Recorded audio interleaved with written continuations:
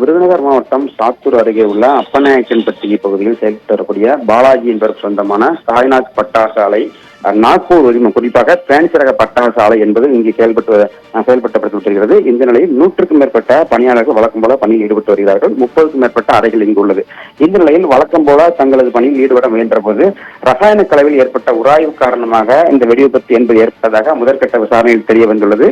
தொடர்ந்து இந்த விபத்தில் 4 பேர் உயிரிழந்த நிலையில் தற்போது தீயணைப்பு கட்டிட இடிபாடுகளும் மேலும் 20 மீட்டுள்ளனர். இதன் காரணமாக பலி எண்ணிக்கை 6ஆக உயர்ந்துள்ளது. தொடர்ந்து மீட்பு பணிகள் என்பது தீவிரமாக நடைபெற்று வருகிறது. சாத்தூர் மற்றும் வெம்பக்கோட்டை தீயணைப்புத்துறையினர் மீட்பு பணியில் ஈடுபட்டு வருகின்றனர். சம்பவ இடத்திற்கு காவல்துறை மற்றும் விவசாயத்தினர் பாதுகாப்பு பணியில் ஈடுபட்டு வருகின்றனர்.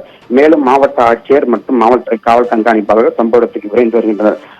பட்டாசு விபத்துகளை தடுக்க பல்வேறு கட்டுப்பாடுகள் என்பது ஏற்கப்பட்டிருக்கூடிய நிலையில் விதிமுறைகளை மீறி செயல்படுவதாலே இந்த விபத்து ஏற்படுவதாகவும் உடனடியாக தீர்வு காண வேண்டும் எனவே சமூக ஆர்வலர்களின் கோரிக்கையாக உள்ளது.